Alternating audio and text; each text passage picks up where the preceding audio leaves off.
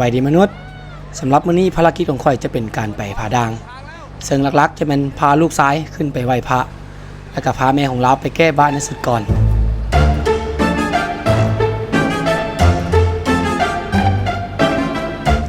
ถ้าผู้ใดเบิ่งคลิปการไปผาด่างของข่อยสุดแล้วจะเห็นว่าข่อยเป็นคนเฮ็ดโดรนตกอยู่ในผาด่างแล้วก็ได้ให้ทีมงานของไอ้องเลี้ยวเป็นงมมันขึ้นมาให้แต่ว่าใช้เวลาเป็น2 อาทิตย์ก็จะเห็น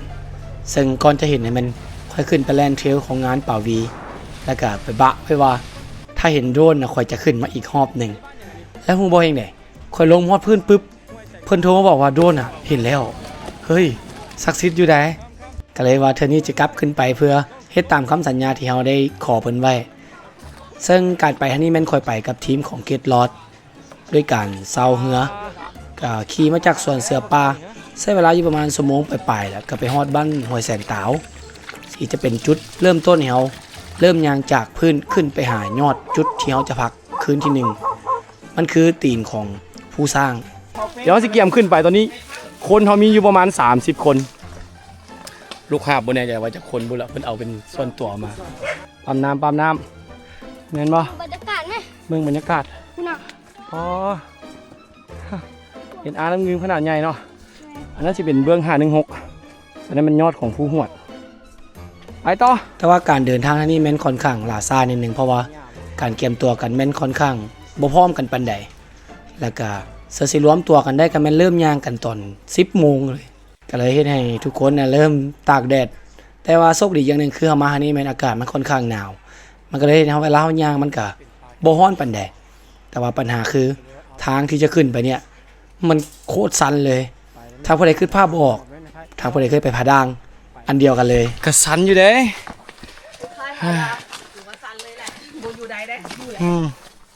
พี่น้องของผาใดแล้วผาด่างเลยนี่ดูนี่เตียงซี่มาเติบหนึ่งเฮาสิย่างปลาแคมสินะไปอีกหลายกิโลเลยตอนนี้ประมาณ2 กิโลนี่แหละเมื่อยกำลังว่ายางทางเรียบมาดีๆเนาะนี่เพื่อแก้วแหนมเบิงมาดิพุ่นกำลังสิไตขึ้นไปเชิงพุ่นแบบว่าแต่ว่าอากาศมันจะเย็นดีตอนนี้ร้อนเพราะว่าเมื่อย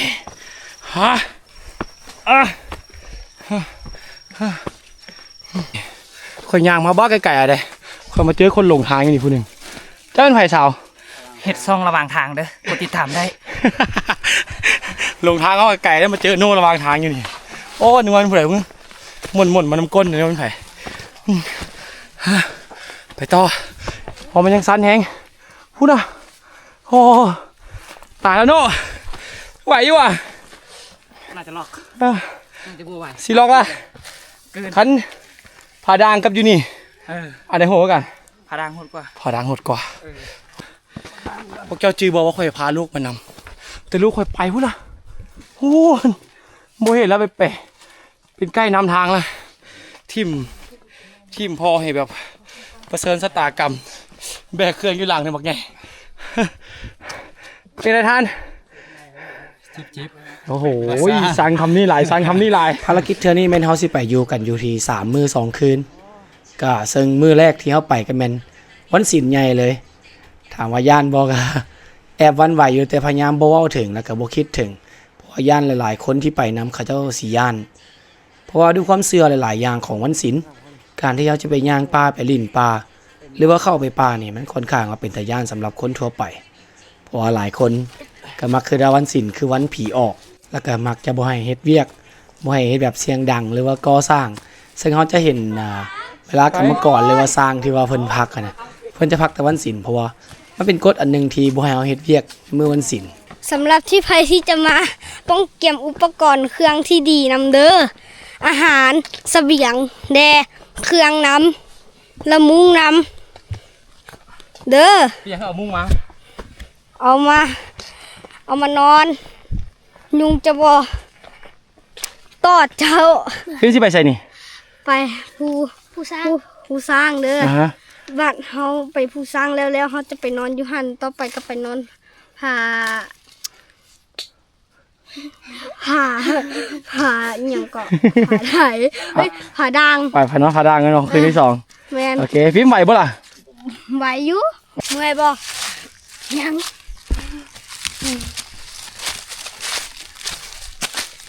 การไปเท่านี้มันค่อนข้างยากกว่าเก่าเพราะว่าค่อยเอาลูกซ้ายไปนำการที่เอาคนหนึ่งคนเพิ่มเข้ามาหมายถึงทุกอย่างมันก็ต้องเพิ่มขึ้นมาเป็นอีกคูณหนึ่งก็คือทั้งอาหารทั้งน้ำเครื่องนอนเครื่องนุงต้องแบกไปเพื่ออีกคนหนึ่งกลายเป็นว่าแต่ก่อนค่อยเคยแบกอยู่ประมาณ15-16กิโลแต่เมื่อวานเนี่ยแม่นก่อนไปมันค่อยสั่งว่าอยู่ที่16กิโลแต่ยังพันได้มีน้ำหลังจากนั้นค่อยเอาน้ำยัดอีก6ตุกเพราะว่าค่อยอยากให้ลูกค่อยได้กินน้ำเอาหลายแน่แล้วก็เลยต้องได้เกี่ยมน้ำไปหลายเติบคาดว่าอยู่หลังค่อยประมาณ20โล ได้ไหมใส่ดิฮะต้นอยู่นี่เหรอ ต้นธรรมชาติ อ๋อ ก็แม่ ว้าว เกี้ยง น้อย แม่เกี้ยงน้อย แต่มันหน่วยน้อยเนาะ เพราะว่าดินมันนั่นดิน เฮ้ยเป็นต้นมันเลยนี่อยู่นี่เฮ็ดสอยลงมาจากหน่วยดูโอ้มีหลายอยู่ได้ซุกไปดิถึกตีนดังปุกหนึ่งเมื่อกี้นี่เฮ้ยปักเกี้ยงอึ๊บเนี่ยเฮ้ยใช่สาวคำมวลนี่เหรออ๋อแต่มันก็เหลืองแล้วนะโอ้มันก็หวานอยู่นะหวานแต่มันแค่หน่วยน้อยเฉย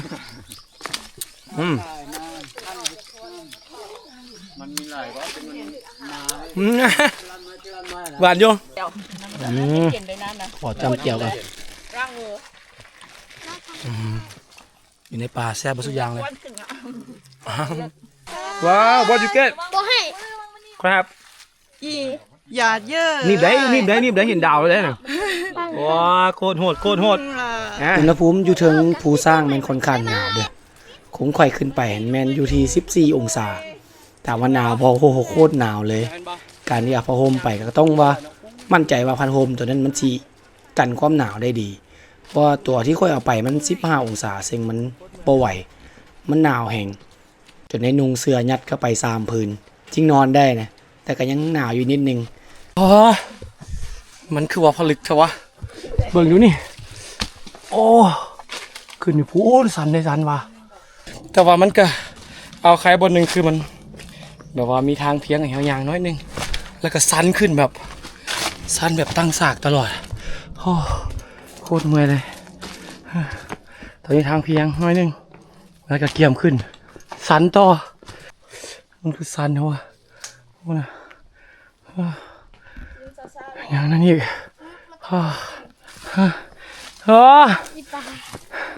จากสมองแล้วมาได้5.4 ชั่วโมงอายุ5.7 กิโลละ 5.7 กิโล5 ชั่วโมง 5.7 กิโล มันคือทาอย่าง โรนัลโด โรนัลโดเฮ้ยพักก่อน5-6 ชั่วโมงแล้วนี่มึงดูอ่ะจุดพักเขาโอ้ยมีตัวเล็กยังแรงกันเป็นเลยมาคนเดียวระวังผาด่างกับ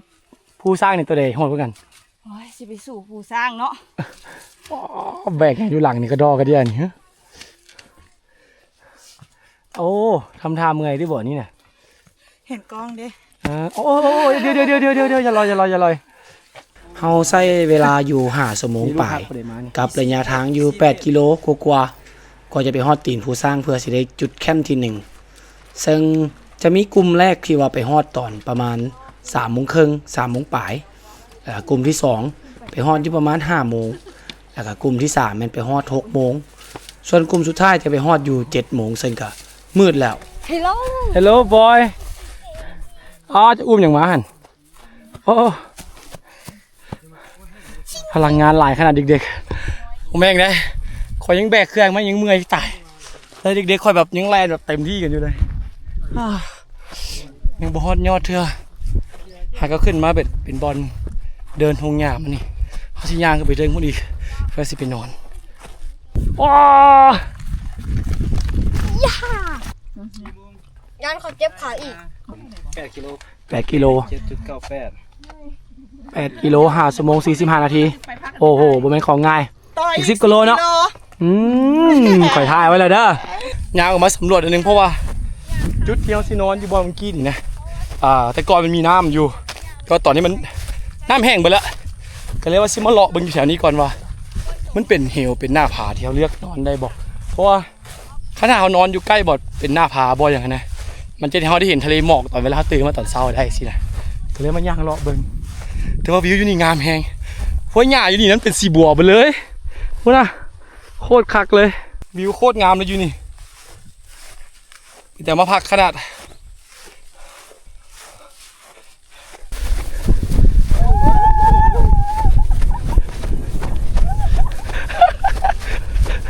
มันสามารถแนมเห็นสั้นภูไปหลายๆเลยตอนนั้นก็จะเป็นภูหวดแนมเห็นจางๆอยู่พูนโคตรงามเลยคันตื่นมาตอนเช้าอยู่นี่มีสิ่งที่เป็นจะเป็นทะเลหมอกเพราะว่าตอนนั้นจะเป็นอ่างน้ำเงิมอยู่ฮันอันนี้เป็นหา16แล้วก็ภูหวดอยู่ฮัน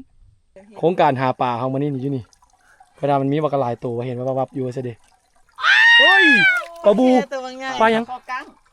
อ๋อใช่โซดูคอกั้งนี่ ปล่อยมันเนาะ จิ้ว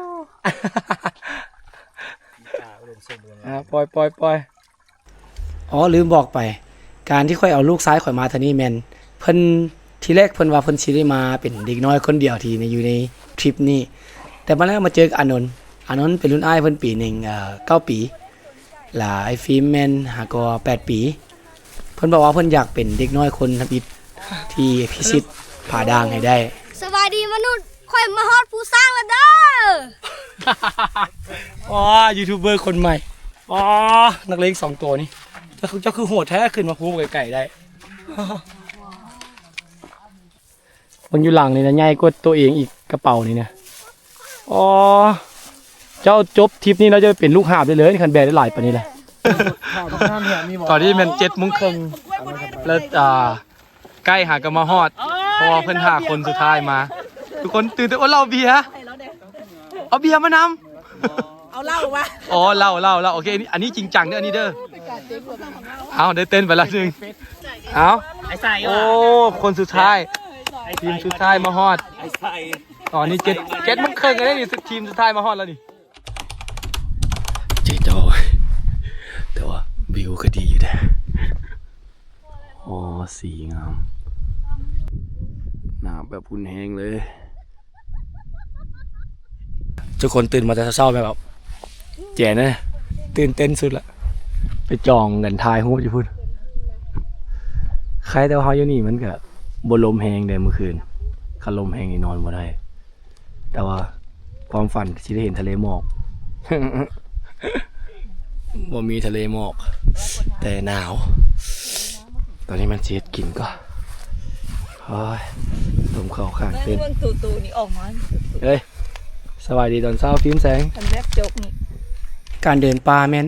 อาหารกับน้ำค่อนข้างสำคัญหลาย ถ้าแบบไปร่ำคืนเดียวนี่แทบบ่ปานใดแต่ถ้าเจ้าจะไป3 คืนอาหารต้องพร้อมถ้าเจ้าบ่พร้อมเรื่องอาหารแม่นให้เอาข้าวสารไปเป็นข้าวเจ้าก็ได้หรือเป็นข้าวหุงข้าวต้มเป็นข้าวเหนียวก็ได้ เพราะว่าถ้าเวลาเจ้าเบิดอาหารหรือเบิดสิ่งที่มันเป็นแป้งอ่ะเจ้าสามารถเอาข้าวนะมาต้มเพื่อให้เป็นโจ๊กหรือว่าเอามาหุงได้เพราะว่าตัวข้าวสารมันก็จะเอาค่อนข้างว่าเบาแล้วก็เฮ็ดหยังกินก็ได้พอประคังชีวิตไปได้หลายมื้อ ทริปเฮามานะมีทั้งเด็กน้อย2 คนแล้วก็หมา2 ตัว มีตัวบกระโดดตัวเด็กอ๋อจะซื้อหยัง ลักกี้ อ๋อเราซื้อลักกี้ว่ะโอเคอ๋อได้เห็นทะเลหมอกแต่ว่าเห็นอยู่ไก่แห้งทะเลหมอกอยู่พูอยู่แถวภูหวดพุ่นนะแต่คันเฮาไปอยู่สันนั้นก็น่าจะเห็นเป็นทะเลแต่ก็เห็นลางๆไกลๆอยู่นี่บ่เลวร้ายเด้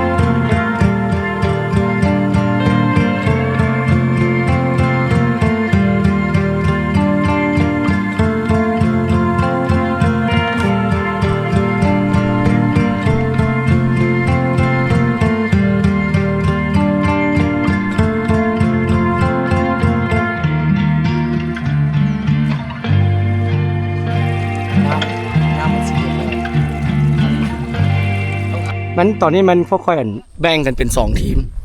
คือมันจะมีทีมหนึงก็จะนอนอยู่จุดเก่าบนนอนเมื่อคืนนี้แล้วพวกข่อยแมนซีย่างไปนอนอยู่ระหว่างของผาด่างพุ่นก็เลยแบ่งกัน2ทีมมีทีมที่ก็จะย่างบ่ไหวก็เลยนอนฮะเดี๋ยวสิพาไปเบิ่งวิวผาด่างมื้ออื่น สบายดีมนุษย์ มื้อนี้พวกเจ้าสิพากันไปไส ไปภูผาด่างไปภูผาด่าง ไปภูผาด่างเอาไปอย่างอยู่ภูผาด่าง ไปเบิ่งทะเลหมอก ว้าวเกียมตัวไปชิมลันว้าวถึกหลอกมาว่ะ แมน ตา ไอ้ ใจ บ๊อบ ตน ตัว เนาะ มา ถึกตัวมาอันบ่นี่ แมนแล้วก็สุดท้ายเราก็บ่ไปนำ เราบ่ได้บ่ไปเรามีอีกทีมนึงนะครับพี่ซอกโอ้ยเห็นบาปแล้วล่ะนี่ไอ้สาว ถึกตัวมาแล้วก็จะประมาณนำ คือจะเอามาปล่อยมันมา แม่ เอามาโพดอยู่ป่าโอ้ยมาไปใจตนข้างหลังพร้อมบ่ไปพาดังได้เมียที่เก่งกาจแล้วเลี้ยงพวกเจ้าได้นะมันต้องหาพวกที่ไปป่าเพราะว่าอย่างนี้เพราะว่าอย่างก็จะแบกเครื่องเก่งมาก เอาไปเกี่ยวเข้านี่แบกเป่าเข้ากลับบ้านได้เลย แบกบ่เก่งดอกอยากมีคนแบกสวยอยู่ โง่เนี่ยจูดภูก็เจ้าแล้วก็มันง่ายบอลจูดไหม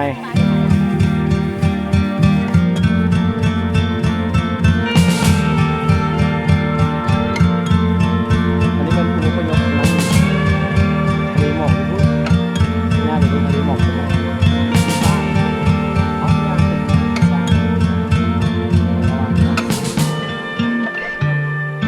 จ้างก็กลายเป็นทะเลหมอกอยู่ครบเลยวัดน้ำมันถึงเรื่องของ12เรื่องสวยกินข้าวตากแดดอยู่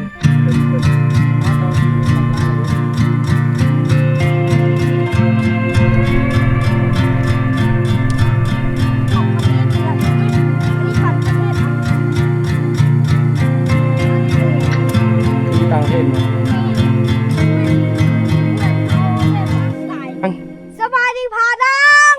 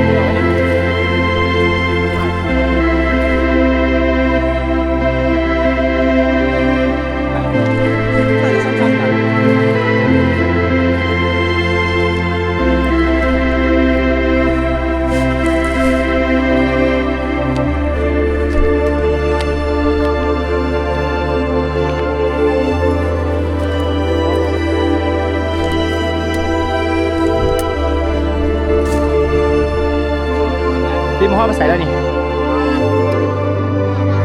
เห็นป่ะที่มาไหว้พระแล้วป่ะเห็นพระป่ะที่ใส่โอ้โคตรคักเลยเห็นป่ะโอเค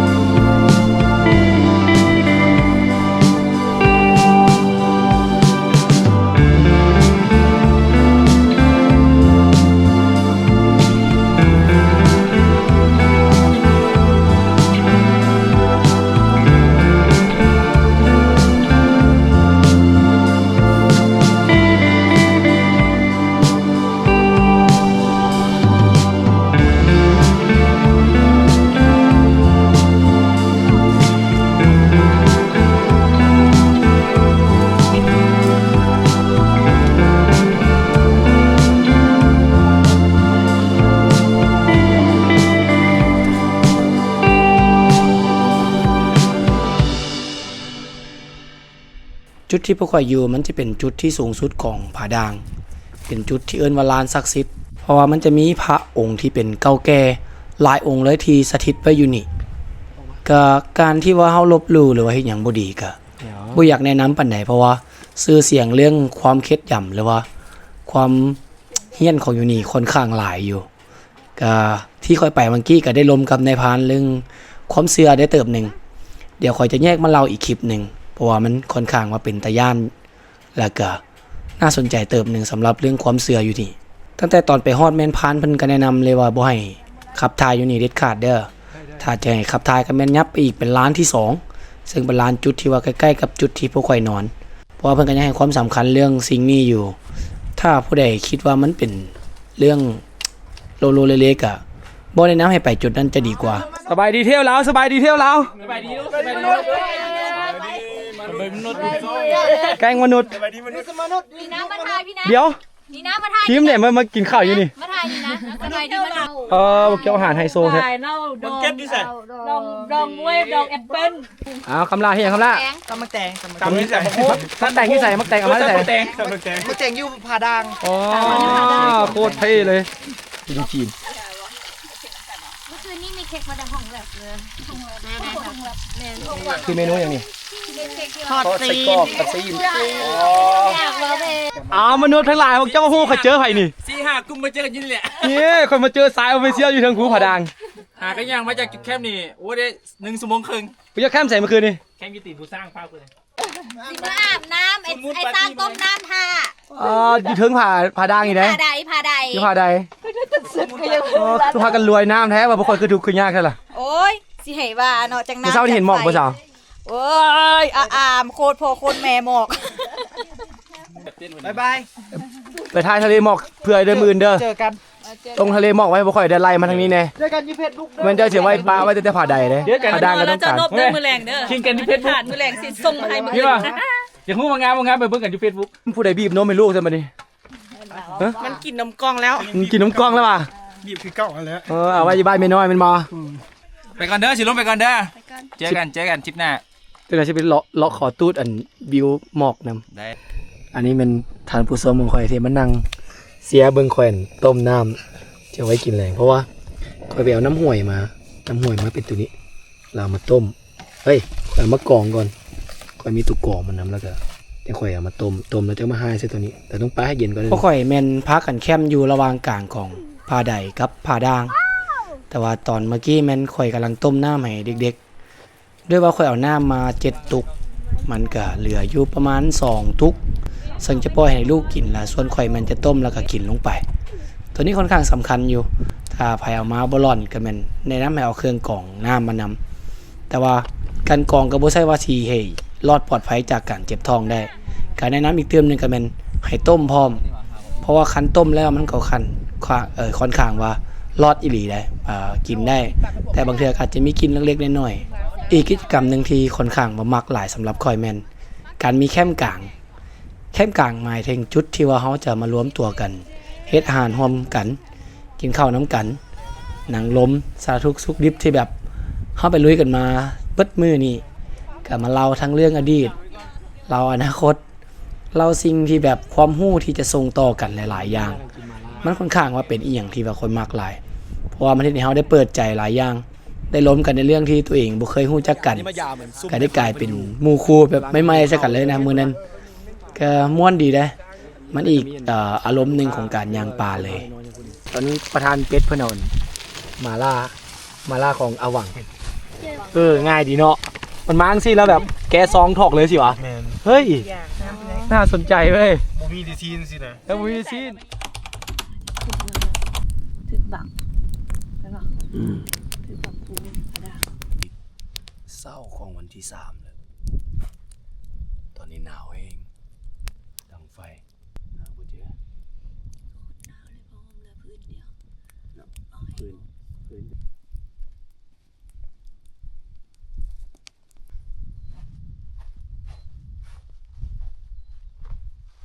เจ้าเห็นหน้าครับมันเป็นสีบัวเพราะว่าตอนนี้ท้องฟ้านะมันเป็นสีบัวโคตรงามเลยหนาวเอง6 โมงเช้าพอดี มีคนตื่นมาแล้วคนหนึง สำหรับภารกิจเศร้าๆของมื้อนี้แม่นตอนแรกแม่นตั้งไว้อยู่2อย่างก็คือสิไปไหว้พระอยู่ผาด่างอีกรอบหนึงกับอีกช้อยที่2แม่นเฮาจะไปปีนภูหัวสร้างภูสร้างที่ว่าอยู่ทั้งข้างนี่แล้วก็ล้มไปล้มมาก็แม่นตัดสินใจว่าสิไปภูสร้างเพราะว่าพาบอนที่เฮาไปไหว้พระเมื่อวานแม่นเฮาไปตอนหัวแรงแล้วการย่างก็บ่ค่อยไกลเพราะว่าจากจุดที่พวกเราเริ่มย่างไปอาหารก็ประมาณ30-40 นาทีนี่ก็ฮอดละก็ไปแวะถ่ายรูปไปเบิ่งยอดสูงสุดของภูสร้าง ซึ่งแท็กด้วยโมงอยู่แม่นประมาณ 1,400 เมตรจากระดับน้ำทะเล แต่ที่เป็นร้านอยู่เทิงเงินบอลเนี่ยนะผู้สร้างมันเป็นร้านกว้างๆเลย เห็นบ่สามารถแบบว่ามาแคมปิ้งได้เลยเพราะมันเป็นลานกว้างดิมันจะมีจุดนั้นมันจะเป็นหน้าผาถ้าแบบเป็นทะเลหมอกมันนี่เขาว่าจุดนั้นก็น่าจะงามแล้วจุดเบื้องนี้จะเป็นหน้าผาให้กันแต่ว่ามันจะเป็นผาแบบโบซันปึกนะสามารถแนมเห็นร่องซ้ายแนมอย่างเห็นได้นี่เจ้าไหมป้ามันกำลังจะเป็นทะเลหมอกแล้วแต่เป็นขึ้นฟากนี้ตัวนี้เป็นยอดของผู้สร้างเห็นบ่ทะเลหมอกกำลังมาอ๋อโคตรงามเลยเป้าหมายแต่ละครั้งข่อยมาป่าเลยนี่อันนี้เป็นจอมภูหวดของไซสมบูรณ์ตัวนี้เป็นผู้สร้างตัวนี้เป็นผาได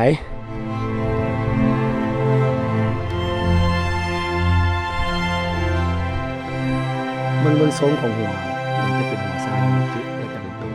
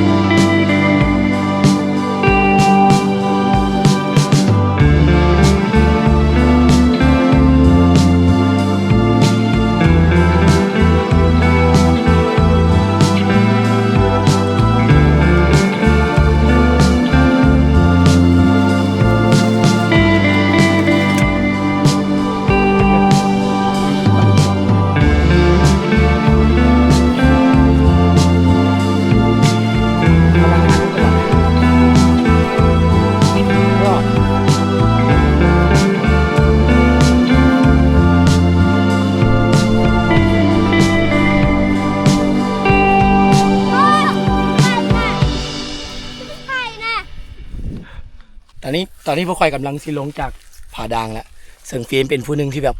ขึ้นถึงวัดผาด่างได้นี่ไหนม่วนมั้ย ม่วง โคตรม่วนเลยบ่เห็นวิวงามบ่ แม่นเห็นวิวโคตรงามงาม แม่นบ่สูงไหมเนาะ อืม พี่มาไปกล้าไปนี่อาจารย์ก็มา อาจารย์สอนคณิตศาสตร์ ตอนนี้มันเริ่มย่างลงผาด่างมาเพื่อสิไปหาตีนผู้สร้างเมื่อวานนี่แหละ ระยะทางเท่ประมาณอยู่12กิโล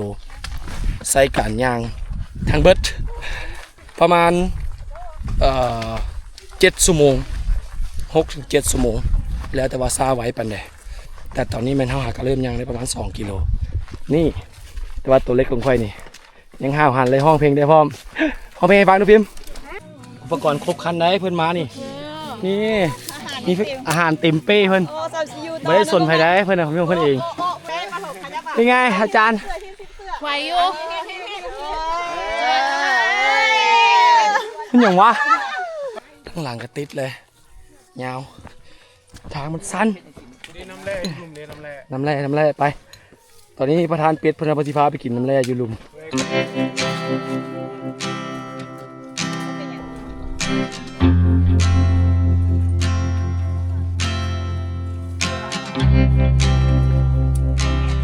แต่ตอนนี้รถติดกันอยู่สั้นแค่สั้นว่าข้างหลังก็ติดยาวขึ้นไปถึงมุ่นบ๊อบ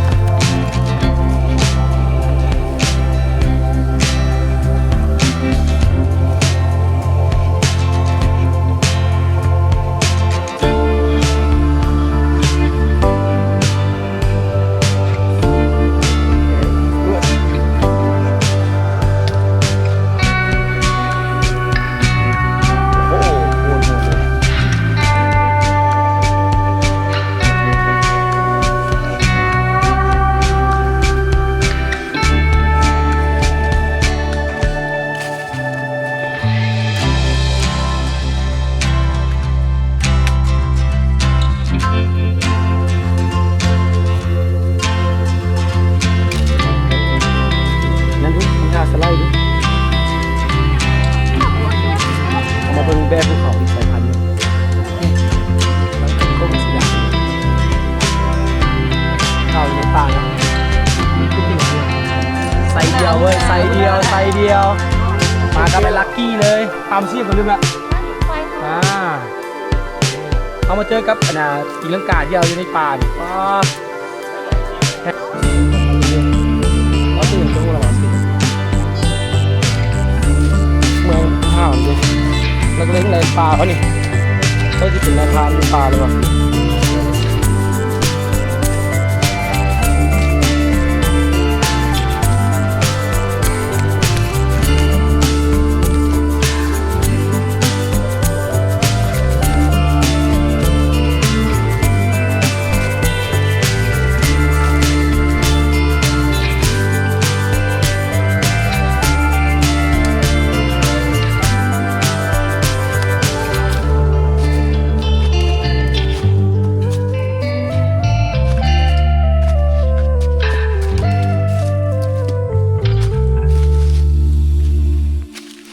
เป็นไงโน่สบายดี3 มื้อนี่นะจะอยู่3 มื้อเนี่ยเป็นไงไหวถือว่าท้าทายแหงได้เพราะว่าแบกหนักที่สุดเท่าที่เคยแบกมาละอ๋อแมนแล้ววันนี้แบบมันมีความผิดพลาดบางทีแบบลืมอันนั้นนี่อย่างหรือว่าสิ่งที่ต้องเกี่ยมมันนะพอลืมสุดมันเกลือแห่เลยแบบไม่ได้ซื้อจักถงเลยนะเกลือแห่เกลือแห่โอ้ที่สำคัญเลยนะขาล็อกได้คันเพื่อกินมันนี่แบบลืมบุมีจักซองเลยนะเป็นมื้อที่แบบท้าทายที่สุดละโอ้แนวแบกมา17 โลถึงธรรมดาเลยกลางเป็นโดมกลางเป็นแมนตัวหนักแหงแล้วกระเป๋าน้องมันบดซับพอร์ตปลาไหลอีกได้เจ็บที่สุดละมื้อนี้นะก้าวผ่านขี่จับการไปอีกห้อมหนึ่งแหละแล้วสิ่งสำคัญที่2ก็คือพวกเครื่องกรองน้ำเนาะตัวนี้สำคัญน้ำต้องมาให้พอนั่นแหละเพราะว่าน้องกันแบกน้ำหนักหลายแล้วน้องรุดน้ำที่น้องกินลงแล้วน้องเอาเครื่องอันนั้นมาแทนเครื่องกรองน้ำมาแทนเพราะว่าถ้าแบกน้ำ5 ลิตรเนาะแตกเลยน้องนะแม่นคนนึงมันต้องอยู่มัน5 ถึง 6 ลิตรถึงข่อยสิพอใน3 มื้อโอ้กระสิลงวัดพื้นแน่12 กิโลจากผาด่างมาย่างมาตั้งว่า4 ชั่วโมง ตอนนี้มอดพืชแล้วทางเหงือออกแล้วก็สิกลับมันก็มีคนมาในเกือบมุนหมดเลยแบบระบบคอร์ดมัดมาสุดทางหมดเลย ครึ่งทาง โอ้อีแตะพาลุย จะได้เปลี่ยนเก็สุดยอดเลย ฮะ มวนหลายมาละอ๋อครบทุกทีมแล้วตอนนี้นะยินดีต้อนรับกลับบ้านเดือนเดียว ขาเพื่อนนั้นเอาขึ้นเหือเลย จัดไปจันเฮ็ดโอ้โห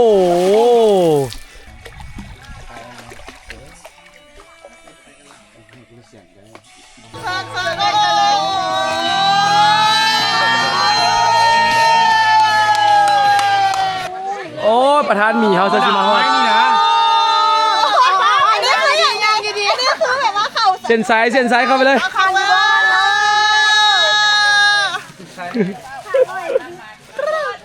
ได้เอ็ดดี้ everything okay ก็จบทริปครั้งนี้ไปด้วยดี ทุกคนบ่มีใครเป็นหยังได้รับประสบการณ์ใหม่ได้รับหมู่ใหม่ได้เจอสิ่งแวดล้อมใหม่ๆที่ว่าบ่เคยเจอเพราะว่าเส้นทางนี้ก็ค่อนข้างเป็นเส้นทางใหม่สำหรับข่อยอาจจะเป็นครั้งแรกเลยแหละก็คิดว่ามันจะบ่ยากแต่มันก็ยากอยู่สำหรับไผสิมาทางนี้ก็อยากให้เตรียมตัวเติมนึงเพราะว่าค่อนข้างสั้นหรือว่าไผคิดภาพบวกแม่นประมาณให้เอาผาน้ำใสมาต่อกันประมาณ15เทื่อ เพื่อขึ้นเส้นนี้ให้ได้ก็เสียมาลาประมาณนั้นแหละมนุษย์สำหรับไผที่เบิ่งมาป่านนี้ฝากกด Subscribe ด้วยเด้อบ๊ายบาย